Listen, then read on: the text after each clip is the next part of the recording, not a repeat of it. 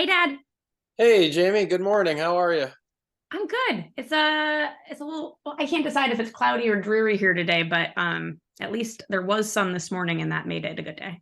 We're gorgeous in the Midwest, so That's it's just that time of year where it's so dark here. Also, I think my camera might be slightly lower than usual because one of the books that I use to prop it up I'm currently reading. So that's a good one. yeah, You're so probably we'll see. uh-huh. So it might be a different angle, maybe more on my chin. I don't know. We'll see. All Um, right. we'll jump in. We talking about the upcoming election, 2024 presidential election. And so today we're going to actually talk about the 2024 presidential election, not talk about talking about it. Well, good. I can't wait to hear from you. Okay, so I guess my first question for you is, do you feel like currently, you don't have to name names if you don't want to, but is there currently a candidate that you feel like you're really excited to support? Well, I am I want to keep the door open. I do. I want to keep listening. I think the what we always find out in these processes like this is that it's not an essay test. It's a multiple choice.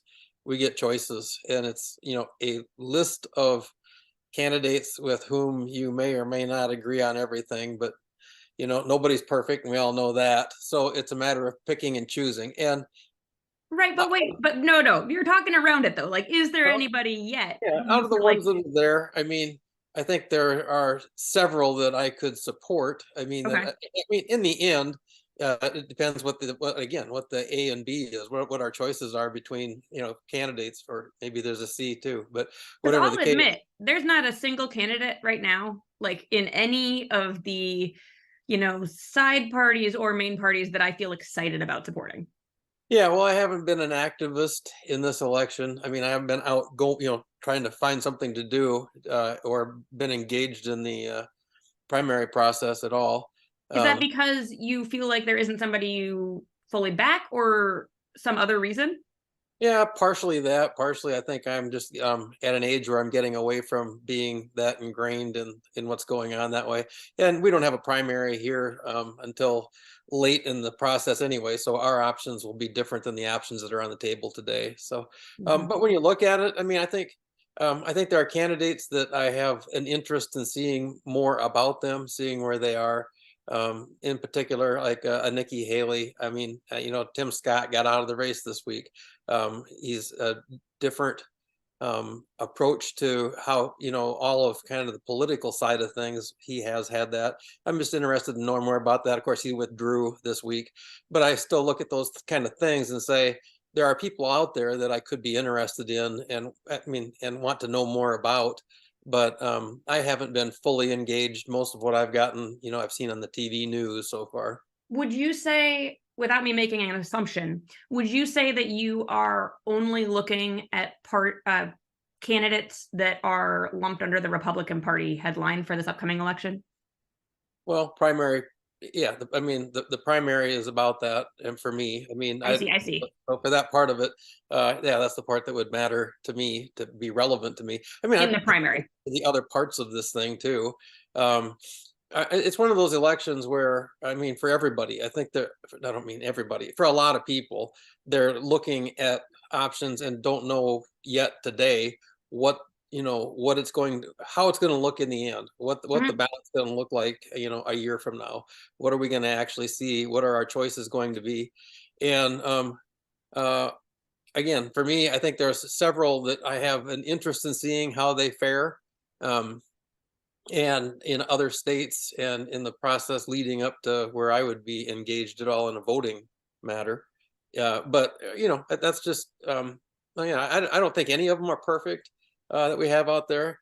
Um, if you look at the odds on, the odds are that it ends up today probably being Biden and Trump on the ballot in next November. But there's a lot that happens between now and next November. But don't And you think that that part is a bit frustrating? Because I think for me as somebody who is not excited about the options that are out there, wasn't excited about them last election either. I I find it so frustrating that the way our current two-party system works, we end up getting the same type of candidates over and over and over. And I don't know, I mean, maybe it's not everybody, but certainly I know there are others like me who feel like nobody that we're voting for president is like the person. I'm not excited about these people. I feel like I'm choosing the lesser of two evils. You know, it's like evil's a strong word for some of it. But yeah, the lesser option. I'm like, who will do the least damage? And that to me feels like, man, that's just a really cynical and unfortunate way to be voting, right? Like, I would love if there was a candidate that showed up and it was like, oh, I'm so excited to support this person. They're new. They've got different views. They're not an 80-year-old white dude. You know, it's like, can we get somebody? What's that? Like, why is that? Well, I think part of it is that's what each of those two parties has to offer. That doesn't mean that there aren't other people out there offering things, but they haven't been able to put together enough of a snowball to cause, you know, to affect the others so far. You know, you have the whole RFK Jr. Factor in this too, and you know, we'll see what that does. I think what, Newsom? Well, I think interesting addition to this year's election would end up being on the Democrat side entering the race. I think he's keeping the door open for that. Yeah. You know, it isn't. Again, I think people are looking for something. I mean, you can find something that we don't like about anybody. That's always the case. And so it's trying to find somebody that is as close to what you're looking for and in a candidate that you'll end up migrating toward. But oh, go ahead. No, I'll just go ahead. I just think it can be frustrating that you end up with these options, but that's us. That's what we've done to ourselves. We end up with those options because there are other people out there that are interested in being president, but the system tends to absorb those kind of movements, you know, either the Republican Party, the Democrat Party. If something gets very big, it ends up being big enough to get absorbed into one of the two parties. But that's not a given, and it has happened over time that's the way it's worked.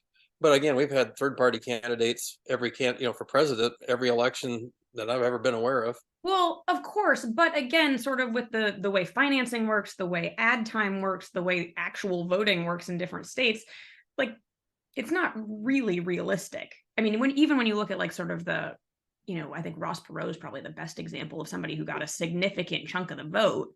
Like, it's not actually realistic that a third-party candidate currently under our current system could win the election. Well, but you don't know. No, I wouldn't say they can sway an election. Well, I mean, Ross Perot changed the election. I mean, he changed the outcome. Yeah, he changed the outcome of the election because he took enough votes, and for two elections, he was a factor in those. It just depends how, you know, you can have those kind of movements. Yes, they take money to drive, but that's a part of their appeal. I mean, if they are appealing, they will attract dollars to allow them to say what they want to say and do what they want to do. And some might be their own dollars going to it as well. But again, I see the frustration. I understand the frustration within the two parties of that their own parties are bringing them the candidates or leading today anyway, that a lot of people in their own parties have difficulty with or like to see somebody else there. But again, I understand that. I get that part of it. And for myself, I'm kind of in that same camp where I would like to see the options, know them better, know what's out there. But this is what we got. And again, it isn't something where we get to, there's not a lot of wiggle room about what you can do. It's the options that you're given that you get to choose between. So I think for me, again, I'm very much unimpressed with my current selection. And that doesn't, I think one of the things that matters for me when I'm voting is I care a lot about, I care about policy, but I really care about person. And that's why I very rarely vote a straight party ticket, right? Like, I really care about the actual people behind the policies that they're there, you know, that they're supporting. So I'm generally looking for people that I think are good people who then support policies that I'm interested in. And I think that is kind of the order that I look at those two things. which is probably not the case for a lot of folks. I think a lot of folks might go policy over person. But I realize that that's part of the reason that I get really frustrated in these elections is that there are, I think, good people out there. And I hear from them, there's a couple of really awesome politicians that I like to follow, on social media, but like those folks don't seem to get recognition for the things that I think are really important, like cross-party collaboration, like upholding democracy over party politics. These kinds of things that I feel like are really important to our institutions, to an effective running of a government. And that type of politician doesn't ever they're not flashy, they're not up there like hammering somebody in a debate or like making news headlines with their quippy little things. It's like those aren't the people who get into the media right now. And I think that's the thing that I'm finding frustrating about the sort of current climate. Not that I think it can't be fixed or changed or any of those things, and I know how click news works, but it's just like the people who I think are doing the good solid work, like the hard work that is making everything move along, like they don't get recognized because they're not, newsworthy. Yeah, I do think that there's a really, really strong undercurrent out there that is not being felt like it might be. And it's because of the whole click world thing. Mhm. It's flash and dazzle is what people are paying attention. That's what you can measure people paying attention to. And the more mundane is something that's doesn't sell, it doesn't have the appeal, the universal, one way or the other, the right or wrong, it's the middle ground isn't where the game is today. And, that's changed over time. 25 years ago, 30 years ago, we had two fairly extreme wings of one of each party that kind of had to put up in the elections with whoever you ended up with as the candidate, because to go to the other candidate would have been really going out of bounds. Give us the specifics. Well, I would just say that there were the candidates as a whole were probably more in the middle ground than on the fringes. The wings, and yeah. Today you see more coverage of the fringes because again, that's what people click to. I mean, and so I think you just have that. But so it used to be that again, the far right would support whoever the nominee of the Republican Party was, because to go even further to the left was a problem. Yep. Today, it's the moderates in the parties are kind of looked at as dispensable, because it's the right and the left that are driving things a lot of the time. Which I think is why it feels so divisive, right? Yes, exactly. That's what it is. Yeah. And I mean, I think it is. But that shouldn't stop us, though, while we're looking at these things, from seeking what we want in candidates, looking for the things that we want, and having or trying to recognize that and share that with others. That this is what I'm looking for. And so, like for me, like I mentioned before, Tim Scott isn't somebody that I would naturally just say, oh man, that's the person I'm looking for. But I kind of like the way he looks at things a little bit differently. He doesn't attack others. Mm-hmm. He is conservative, probably more conservative on some issues than I would naturally be. But I look at it in the system, and I think here's the one good thing that I look at what we have, whether it's Trump as president or Biden as president. We have a government that is holding itself somehow accountable, or putting the brakes on things, because you have a House, a Senate, a Supreme Court, and a presidency. And those things are rarely all in sync, just working in the same direction. So something that might be a concern to you, you say, well, what if the president does this, he or she does this? And you say, well, there are checks and balances in this system. You have two other chambers that have to look at these things. Something in my eye. You have two other chambers legislative chambers to look at this. You have a Supreme Court to look at it. So even though some people think that the Biden and Trump agendas are way out there. There are other things holding them back from maybe getting what any individual would be looking to achieve on their own. Yeah, I really liked what you said the other day. We were talking about a similar topic, and you said that, from both sides, right? The sort of left cried this when Trump took office, and the right cried this, the far right cried this when Biden took office, that like the world is going to go up in flames, right? Like there's no way we can make it through this. And yes, I think there are notable things about both of those presidencies so far. But it's maybe not quite as doom and gloom as we think it is because of the checks and balances that we have in place. And certainly there have been times before now where we've had much more divisive candidates in these roles, and we've somehow weathered that as well. Well, and people throw around impeachment like candy at a parade. I mean, No, yeah. whatever the president says, whether it was Trump or Biden, well, we need to impeach him because he did something. And I think there's this kind of crying wolf thing that there's a point where somebody says, well, that's all you ever want to do. And so it's hard to figure out if there's really it's crying wolf type of thing. Yeah, yeah. When is it really serious? I mean, because you challenge them on literally everything they do. They breathe today. Oh my gosh, what are we gonna do about it? And I have no problem with holding our politicians to a higher standard than we hold other people. I actually think that should be expected. If you're going to be someone who represents other people in a representative government, that feels important to me, to me personally. Now I recognize again, but that's because I vote people first. Mm-hmm. So when there are people in positions that aren't impeachable, it's hard for me. I know that they're on a pedestal because that's what I want them to be on. I expect really exceptional behavior from people in public positions like that. And I recognize that that's not what everybody cares about. And I also recognize that it's not realistic, right? They're still people.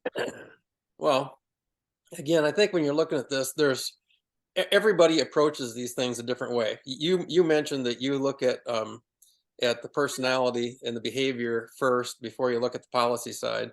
For me, personality, I look at like what I think of as moral conviction.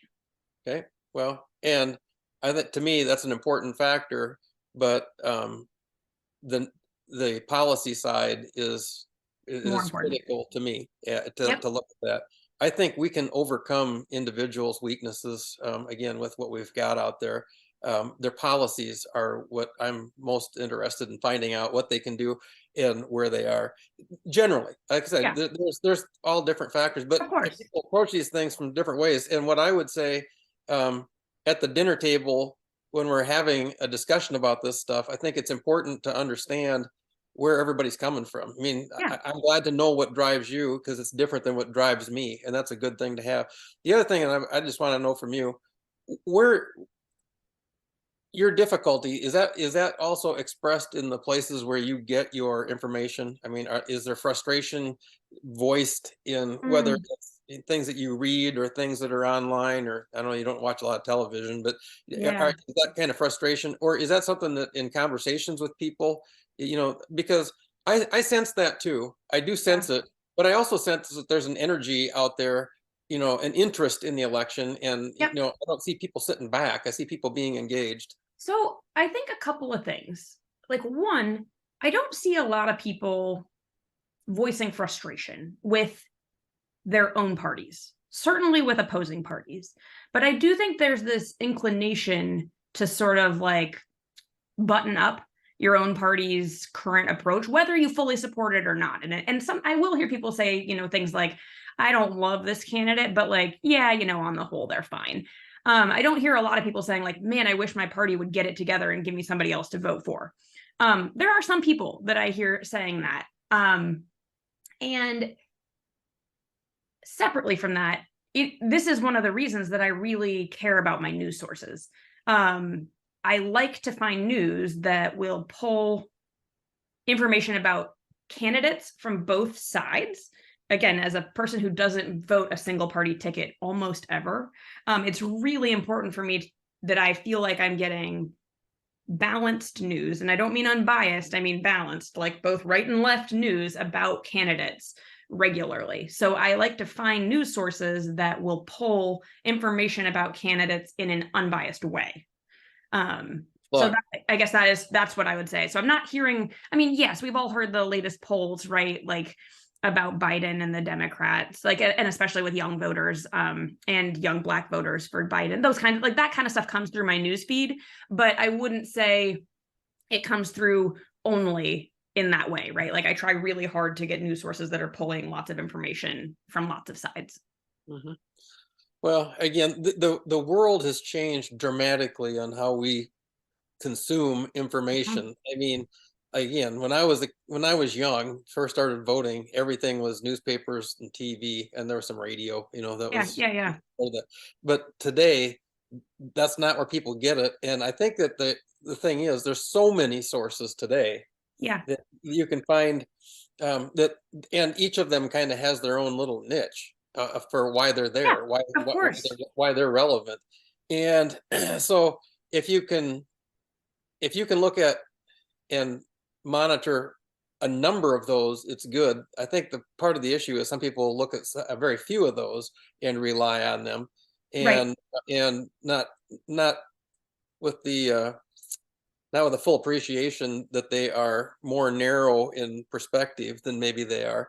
But like I said, we've talked before. With me, I like to monitor sources that I don't agree with too, Yeah. intentionally, just to hear what's behind people and their thoughts. Yep. And I'm more interested not in hearing the professional commentator as much as hearing what the person calling in on the radio program, has to Yeah. say.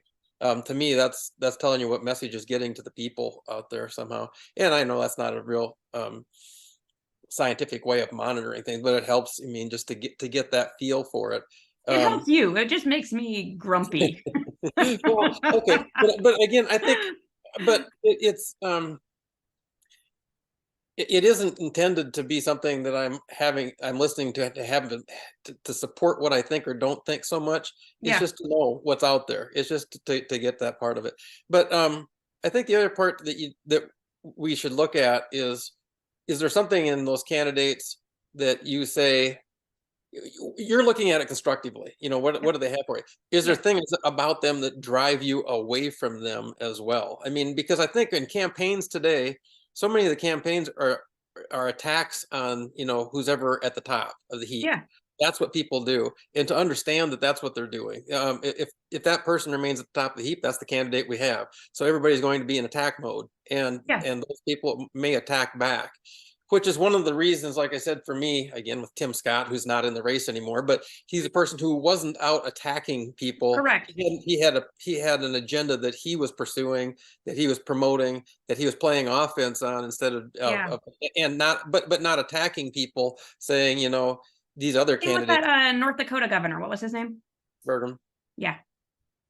I Yeah, felt the same way about him. He yeah. like wasn't an actually didn't feel like I got a good picture on what his platform was, but he also was not out there attacking people. Yeah, presentable that way. So Yeah. again, but if that's what a whole lot of people want, if they don't want people who attack, uh, then we'll see more of that. But right now, that's not Yeah. what's selling in this world. I would agree with you, except, this is actually really interesting because I would agree with you, right? Like in general, I think, especially with elections are dictated on dollars, dollars are dictated on what voters want. But I feel like there's this, not that I think this is right. I think there's this group of sort of disenfranchised, that's not the right word, what's the word I'm looking for, disillusioned voters out there who are like, man, I do not want to listen to 8 people screaming at each other on screen again, so I'm not going to, because it's just frustrating to hear them all yelling about the same things over and over again. These topics are not even relevant to me, some of them are. Well, each one of them looking for one line that's going to be Right. carried by all the other sources out there. I mean, Exactly.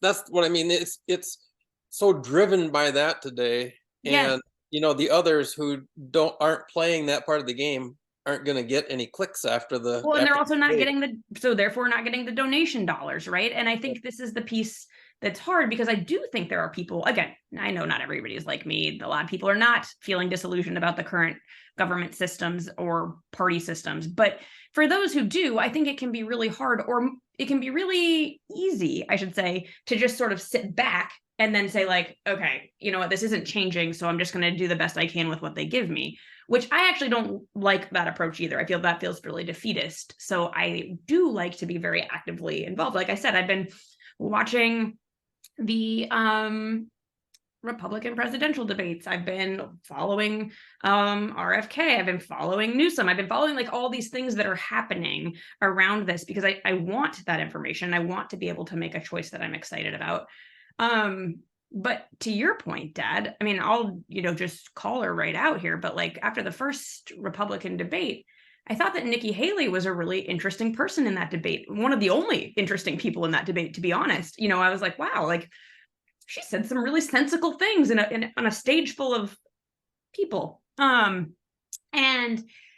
then I went to her website, and it was like just the standard boilerplate, far righty, stuff that you would expect on a far righty candidate website. And I was like very disappointed, honestly. And I was like, ooh, maybe there's somebody who's like different out there. Like maybe, and maybe she is, I don't know.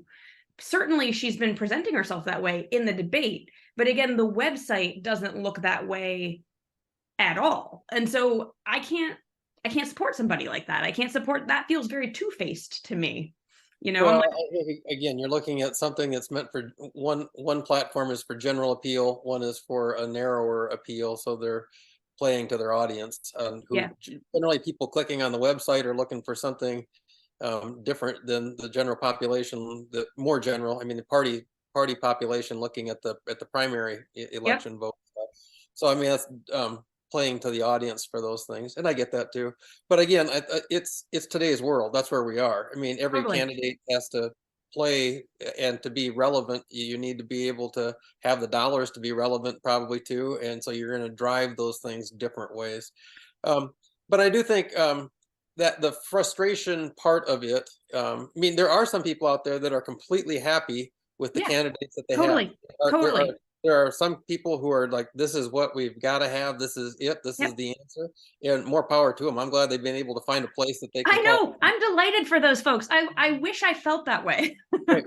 Well, but again, that's in my own head, though, I keep thinking, I don't think the November ballot next year is going to be the way we think of it today. I think it's going to be something different, and to keep those options alive in my mind, so that when things do change, we're able to, I'm able to adjust with having some forethought to that, because I sense that there are a lot of people who are not completely satisfied, Yeah. and it's the real world where things change. And so as things change over the coming months, I think that there will be other ways to look at the November election. And I have a question for you. okay.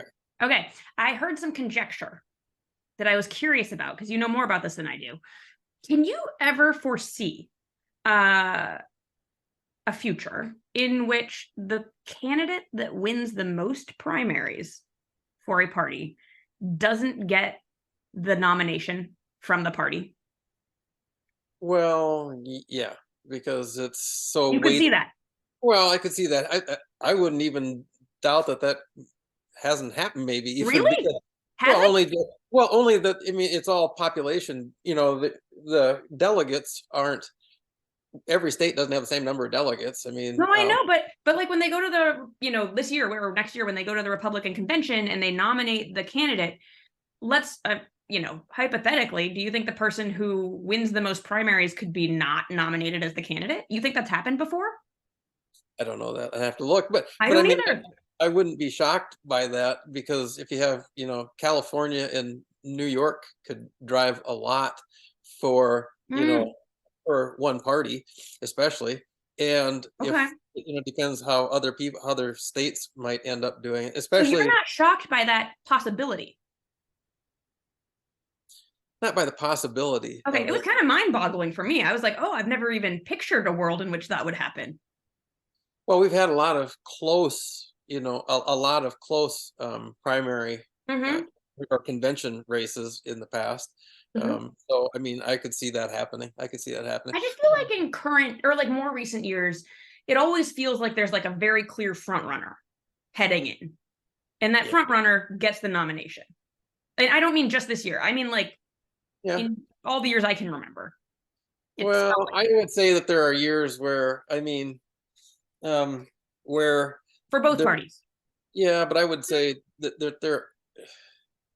there is a sense in all of those races that the tide kind of goes from one candidate to another, goes around and Yeah. around. It may migrate back to the one who was there in the first place, but everybody kind of has their day, it seems like. And with the primary and caucus process that we have had, you know, um, Iowa and New Hampshire have kind of opened the door to people that Right. when it wasn't clear cut, there was a place for it to begin, Right. and it's shifted after that around, during the primary season.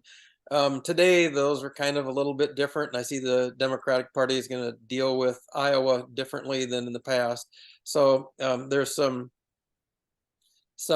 tampering with the process that Hmm. always goes on. I mean, there Yeah. always has been some, but Rather tampering sounds very maybe tweaking.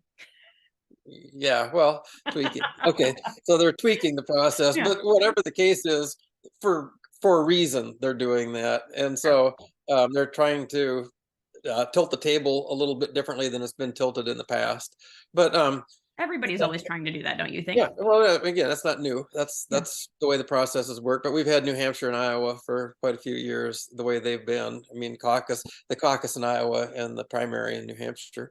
But I think they will be telling, and I think somebody will, maybe do better than expected. That will Mm.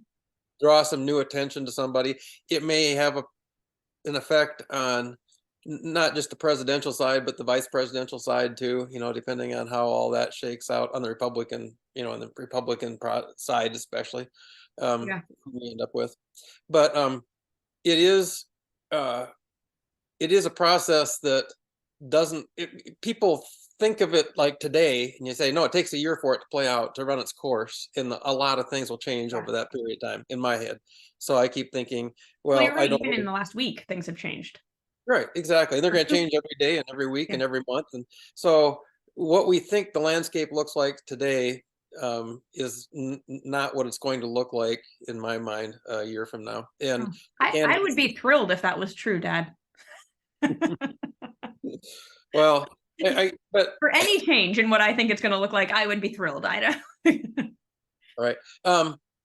In terms of our undivided approach to things, I Yeah. think this is one area where we tend to kind of approach it from similar perspectives. Yeah.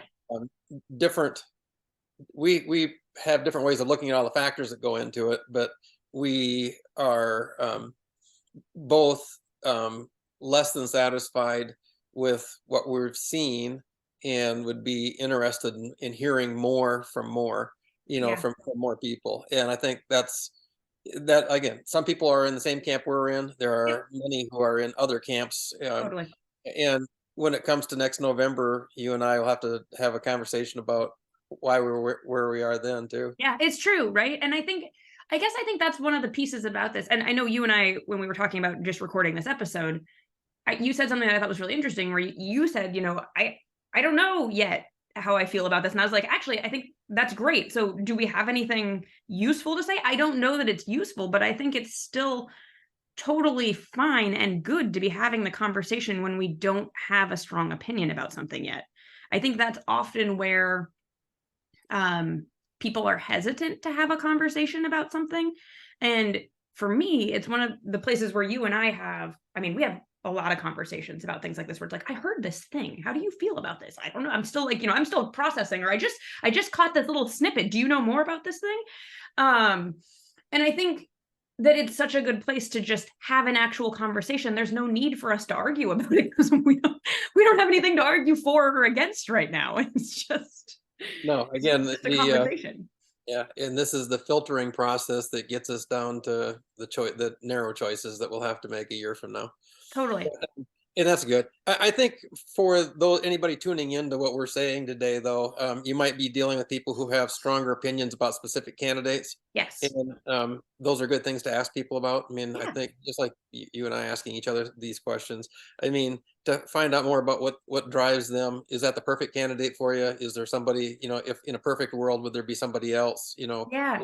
What is it that draws you to that candidate versus the other candidates that are out there today? And those are good questions, I think, to help all parties in a conversation. I think you're right. And I think the other piece that I feel like I need to say is that if you're feeling like me, where there's a lot of frustration around the current state, I think the wrong move is to then get out of it. Because I do think that that's what I did for a while. I was like, yeah, this isn't for me. Like, it's not my space to be, but actually I think it is exactly the space I should be in. Like, there are tons of people who do feel frustrated, but that one doesn't mean you can't have productive and positive conversations. Your conversations don't need to be heated and angry and argumentative. They can be really productive and positive, but you also shouldn't avoid them just because it feels like a space that currently brings frustration, because if everybody who's frustrated removes themselves, there's nothing that's ever going to change about it. Well, there's never been a way to be heard quite like today with the world of social media and um, how everybody is You're right. connected today. That again, 30, 40 years ago, there was no way your thoughts, could be expressed maybe at a public meeting someplace, or you went to your county caucuses or whatever. I mean, that's how you did it. Today, or you wrote a letter to the editor, but today you can voice your opinion any time of day on any number of um, sites, and have a way to be heard. And that's, to me, that's something that's changed really dramatically, because Yeah. that wasn't an option to people before. Okay, here's what I'm going to do. I'm going to end our conversation, but before we end it, you and I are both going to do a quick breakdown of it. So here's what I'm going to say. If in my breakdown, you decide what you want to say in yours. It doesn't have to be related to mine. One, I think when we have these conversations recorded, I can see the political side of you come out. You are way more tempered on Zoom than you are in person. And so for those listening, this is lovely. And I would say Dad and I have conversations like this a lot, but there's a little more emotion behind what you normally say. I talk about the way I usually do. So I can see that come out, and maybe that'll rub off on me. Maybe I'll become a little more tempered as we move forward in some of these as well. But I think this was a pretty representative conversation of the way that we actually have these discussions. They aren't super, the flow is very natural. It doesn't follow a prescription. It's not scaffolded. And I think we hit on a lot of the things in the framework, like which sources we're using and why those matter, assumptions that we have about each other's beliefs. We started at the beginning talking about what the objective of the conversation was. We used a lot of those gateways to avoid current obstructions. I think people listening wouldn't know what obstructions you and I kind of have, but we do. And so I think there are times in the conversation where if you knew the way that we had conversations, you would see how somebody asked a question or said something strategic to kind of move those along. And the parameter was flexible. Started big, got small at points, got bigger, got smaller. And that's really standard for our conversations. Yeah, I think for me, what you find out in these conversations is that what may be relevant to one person may not be as relevant to somebody else. And it's those different sliding scales of relevance that matter. And the one that in particular, mentioned early on, Jamie, was policy versus moral character, whatever Yeah. and moral character, I mean. And there are a number of those, and they're always sliding all the time. Yep. And um, that to me is what is interesting to work to have a conversation with somebody about, and find out how they evaluate these things, what causes them to make decisions, because that's helpful to me to understand what motivates people, because I try to figure out what I'm motivated by too. And I think doing that exercise both internally and externally is a good exercise in looking at these kinds of issues. But no, I think we have there are obstructions for us to have in our conversations. Maybe we can share some of those in the later Yeah, episode. we could have just a whole episode on obstructions. No, no. Yeah, that sounds stressful. Excellent. Okay, well, if you made it this far, thank you so much for listening. Again, this is a different format for us. We've done a lot of talking about, and today we were going to try to actually do it. So let us know what you think. You can reach out to us at ourhouseundivided@gmail.com. You can also check into our Instagram, which doesn't have these full videos. They're all on YouTube, but has some links to some of the snippets and can get you to our YouTube channel. So thank you for listening. Dad, thanks. This was fun. Thank you. Love you, Jamie. Love you too. Bye. Bye.